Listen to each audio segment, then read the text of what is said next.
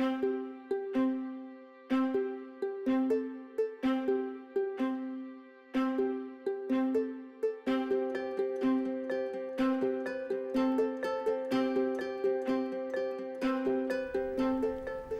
everyone, and welcome to our program discussing the future of the Missouri Public School Retirement System. And with us to discuss that issue is the Executive Director of PSRS and the Public Education Employee Retirement System, Steve Yoakum. And Steve, thanks a lot for being with us. We appreciate it. Thank you for the invitation, Brent. First of all, Steve, why don't you give us some background on both PSRS and PEERS? Certainly, be happy to do that. PSRS was created in 1946. We're one of the older retirement systems around for educators around the country. The size of the system, we're at about $30 billion in assets. That puts us as one of the largest institutional investors in the country, easily the largest in the state of Missouri, 42nd largest pool of assets in the country, and about the 106th largest pool of assets in the world. We cover the educators for all of the school districts and community college districts, with the exception of the city of St. Louis and the city of Kansas City, who have independent retirement systems. We cover in total about 220,000 active and retired and inactive Missouri educators. So a major financial institution for the state. Right. And what are the goals of the systems? The goals are pretty simple. Since 1946 is to help our school districts attract and retain the very best people that we can to teach our kids in the state of Missouri. And I think we've done a very good job of that over the years, of having a good, solid retirement plan, stable retirement plan to, again, help our school districts make sure that they can attract and retain quality educators. Mm-hmm. And given the environment we're in today, Steve, the public school retirement system is certainly not immune to the economic challenges that all of us are facing right now. So could you give us some background on where the systems stand today? I sure can. The system's in relatively good condition. Obviously, as you alluded to, the challenges that we've had in the investment markets over the past decade have been a challenge to all institutional investors, and we certainly are not an exception to that. But when you look at our plan last year, we were at about 79% pre-funded, which is an awfully good, strong financial condition, certainly much better than many states. We think that will improve. We've had good investment return in the last couple of years. We were up 13% last year, and we're up about 23% so far this year. We're entering a challenging period right now, but we're hopefully that's going to be a short-lived kind of thing. But overall, in relatively good financial condition, but certainly a challenge because of the decline in the markets. We're faced with future changes in the plan in order to make sure that the next generation of educators has as good a retirement plan as the current generation of educators. Mm-hmm. You mentioned the return on investment, Steve. I'm sure that's one of the factors that comes into play as far as the overall health of the systems, but what are the factors that really matter? Well, the factors that really matter, I think I can best show you. How do you run a plan as complicated as this? It's $30 billion of assets and 200,000 people, and it really comes down to three separate tools that we have available to us. First of all is the benefit structure. The benefit structure we think is a very fair one today. It's designed, as I said, to help our school districts attract and retain some quality people. And it's not subject to change a lot because of the constitutional guarantees on the benefits for public employees, including teachers. The other two levers that we have available to us, first of all, are the investments. The investments are hugely important. They'll generate almost 60% of our total benefit payment to individuals. So what happens in the investment markets is a challenge to us. We have an assumption of an 8% rate of return. And as I said, for the past couple of years, we've been able to exceed that. When we exceed the 8% rate of return, the system gets healthier. When we do not exceed the 8% rate of return, obviously the funding starts to decline, and that brings into play the third lever, which is the contributions. I think when you take a look at the PowerPoint here, it really explains the whole situation.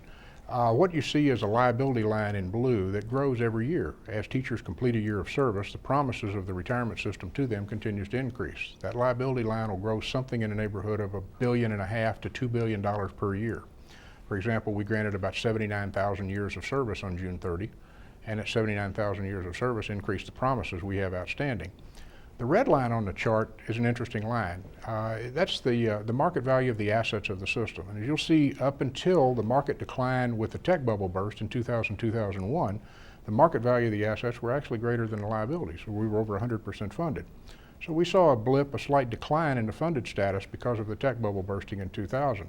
But you'll also notice those lines starting to narrow again as they start to run back together. And those are years following that where we were exceeding our rates of return and the system was getting healthier. The problem really is where you see the next decline.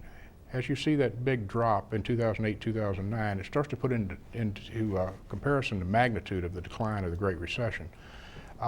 We're now faced with unfunded liabilities of about $8 to $9 billion. Now, those are not liabilities that have to be put back in the system today. We have 30 years to put them back in. But as I said, because of those three tools that are available to us, if benefits are not cut, which we believe they don't have to be in order to do that, we earn the 8%, then the only variable becomes the contribution rate. And that has been problematic both for the teachers as well as for the school districts going forward. If we go back a couple of years and we look at the contribution rate requirements as that market first began its decline, the actuary had projected the contribution rates would ultimately peak somewhere in the neighborhood of 38 or 39% of payroll. We've had some favorable experience over the last couple of years because of the investment return and other issues that have mitigated that. And we think now that the contribution rates with no changes are going to peak somewhere around 31% of payroll. So a considerable improvement from where we were, but still 1 to 2% higher than where we currently are today. So we're constantly looking for ways that we can, again, improve the funded status and the guarantee that's been given to our educators, and at the same time mitigate those costs for the school districts and the teachers. Mm-hmm. And Steve, demographics they're playing a big role in this, aren't they? People are retiring a little earlier and living longer, aren't they? Yes, they are. And as we say in the retirement business, there's three important dates: hire, retire, and expire. We can't do anything about the expiration date. But what's happening, in essence, the built-in part of the cost of our pension plan as compared to many others around the country is exactly the same thing. We're seeing teachers retire at an earlier age. Our average teacher now is just under age 58 as they retire, and they're living longer. Our teachers live longer than the population as a whole now. But one of the interesting byproducts of that hire, retire, expire compendium is that on average, we will pay that average retired teacher more money in retirement than her school district paid her during her working career. Mm-hmm. Steve, so in order to keep the system healthy for the long term, what are some of the options that might be under consideration? Well, we've been exploring a number of options, as you might imagine, particularly as the market began its decline in October of '07, looking at a number of different things. As I said, there are only three true options that you can look at: benefit cuts, increasing the earnings, or contribution rate increases.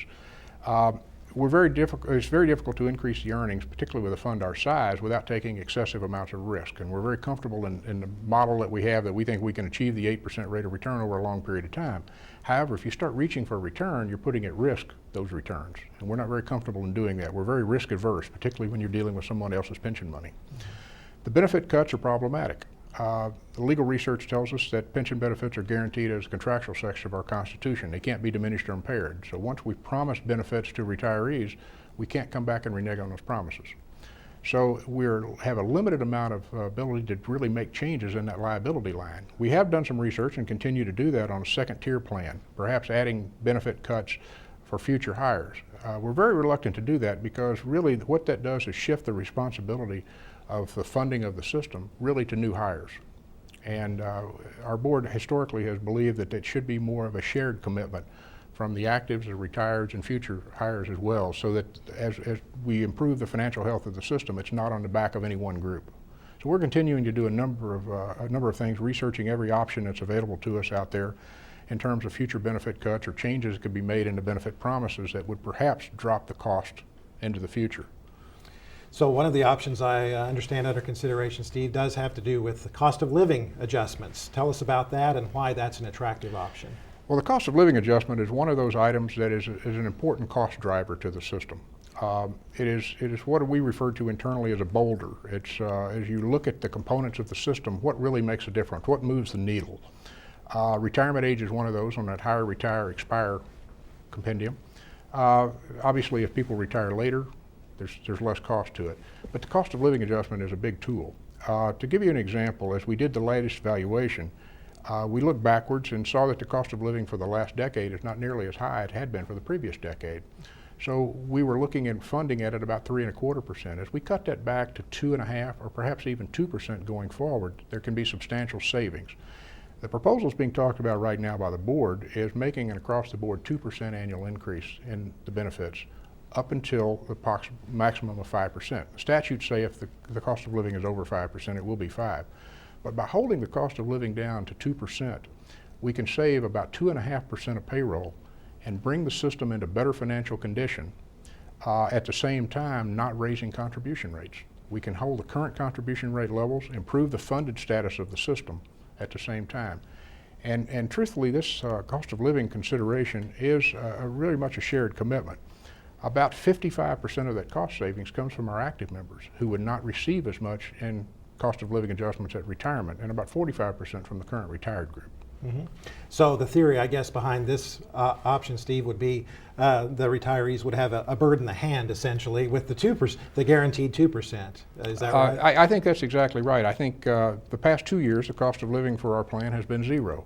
The urban CPI actually declined 2 years ago, and it was a small increase last year, but in the aggregate over the last two, it's been zero. I think when faced with that decision, I would prefer to have a 2% normal increase coming every year and knowing that that's going to occur than to experience the last 2 years of zero increases. Mm-hmm.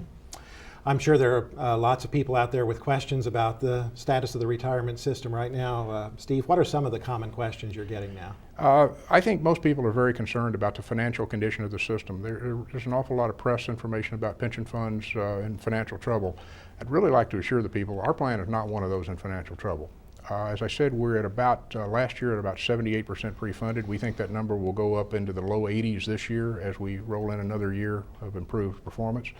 And as a comparison, that would be similar to a mortgage. If you paid off 80% of your mortgage and you're making your payments, are you bankrupt? Are you a problem? You're really not.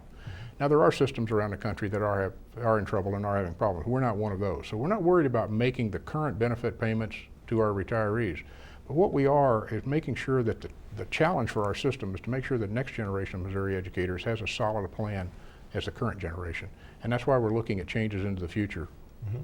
Now, PSRS and Peers, Steve, has a board, and you'll be taking this 2% proposal to the board coming up. Is that right? Right. It's been the result of a great deal of research for the past couple of years. They'll be meeting at the regular meeting in August, and they're going to take up this proposal to set that cost of living at 2%. And by setting that contribution, that cost of living at 2%, what we're really doing is setting the contribution rate at the current levels for the next several years. And I think that's going to be a welcome relief both to our members as well as to our school districts who have had challenges budgeting as we've increased those contribution rates over the last couple of years.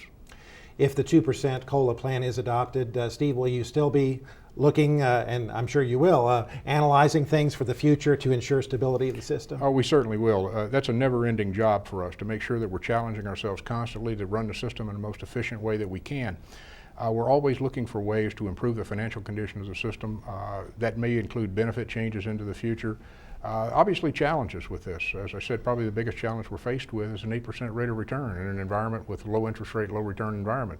But currently we believe that the plan that the board is looking at of the 2% COLA, the gains that we've taken on the investment markets the last couple of years and some actuarial gains because of favorable experience will allow us to keep that contribution rate constant absent some problem. We would still like to see it come down. If there's a way that we can make changes into the future and still maintain the financial soundness of the retirement system for the educators and the school districts, but can lower those costs, we're constantly looking for ways to do that. For our viewers who might have additional questions, Steve, where can they go? I would suggest that you call directly into our executive offices. 573-638-1096 will get you into our executive offices. You can talk to me or you can talk to anyone we can get to you. We want to make sure we get your questions answered because we have a strong commitment, as we've done since 1946, to make sure that this system remains a viable tool for our school districts.